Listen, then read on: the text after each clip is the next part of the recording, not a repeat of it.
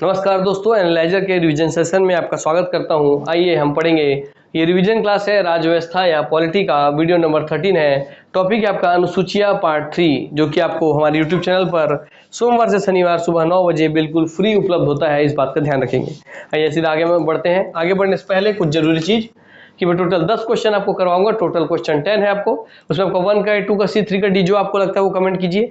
Question पढ़िए, option देखिए, pause कीजिए, कमेंट में आंसर कीजिए, फिर पॉज करके देखिए, पॉज को हटाइए, प्ले करके देखिए आपका सही आंसर आपने टाइप किया था कि नहीं। तो फिर लास्ट में आप बताएंगे कि लास्ट में 10 में से कितने आपके सही हुए, ये आप कमेंट करके बताएंगे, क्योंकि कमेंट बहुत जरूरी है। क्योंकि हमको लगेगा कि हमारे एनालाइजर में ऐसे बच्चे जुड़े हैं जिनको बहुत कम जानकारी है इस विषय की, तो हम उनके लिए कुछ और ऐसा प्लान करेंगे फ्री में, ताकि उनका आधार बेस मजबूत हो सके। तो आपको क्या फ्री में मिलना है, अच्छा चीज वो आपके हाथ में है, सिर्फ कमेंट से आपका वो डिसाइड होगा। अगर आप 10 में से 7 कहीं सही करते हैं तो आपका स्थिति सही है, उसको बनाए रखिए। 7 से एक भी क्वेश्चन कम है तो आपको कोई पोस्ट हासिल नहीं होगा, अर्थात आपको अधिक मेहनत करना पड़ेगा। यह क्लास आप देखते चलिए और आगे अपना कॉन्सेप्ट क्लियर करते चलिए। चलिए आगे बढ़ते हैं। भारतीय संविधान के क्वेश्चन 1 है, भारतीय संविधान के निम्नलिखित में से कौन से प्रावधान शिक्षा पर प्रभाव डालते हैं? राज्य की नीति निर्देशक तत्व, ठीक बताइए। राज्य के नीति निर्देशक तत्व। 2 ग्रामीण और शहरी स्थानीय निकाय। 3 पंचम अनुसूची या 4 षष्ठ अनुसूची या 5 सप्तम अनुसूची। निम्नलिखित कूटों के आधार पर सही उत्तर चुनिए। तो भारतीय संविधान के निम्नलिखित में से कौन से प्रावधान शिक्षा पर प्रभाव डालते हैं? इन 5 में से कौन कौन से हैं जो शिक्षा पर प्रभाव डालते हैं, आप बताएंगे।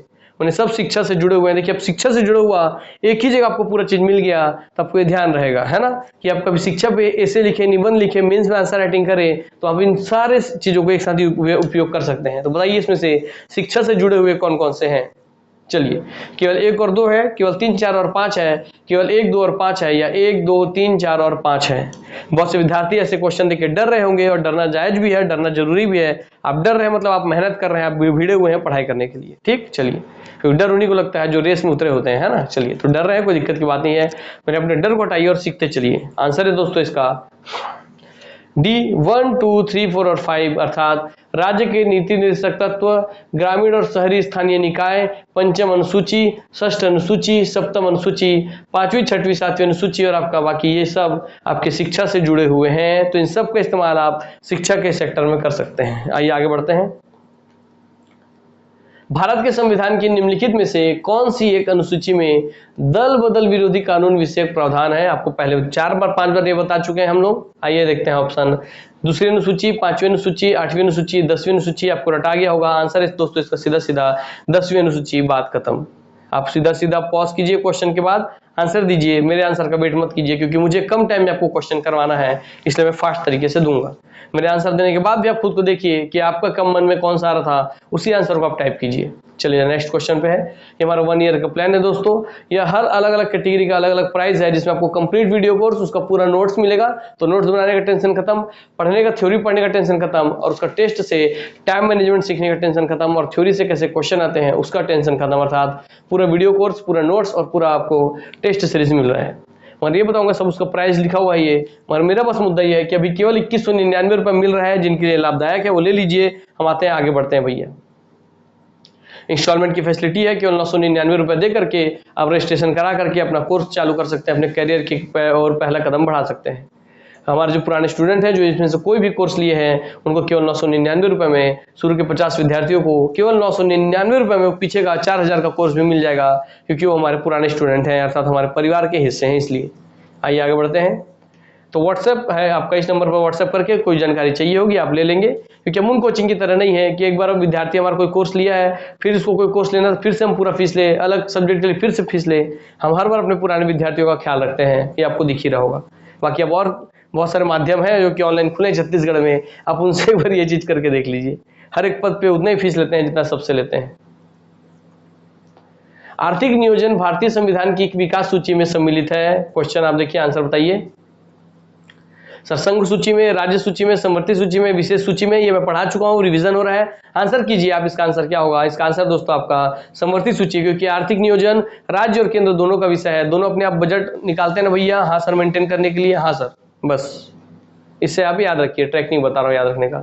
भारतीय संविधान की 7वीं अनुसूची के अंतर्गत संघ सूची में निम्नलिखित में से किसका उल्लेख नहीं है? 7वीं अनुसूची के अंतर्गत संघ सूची में निम्नलिखित में से किसका उल्लेख नहीं है, बताइए।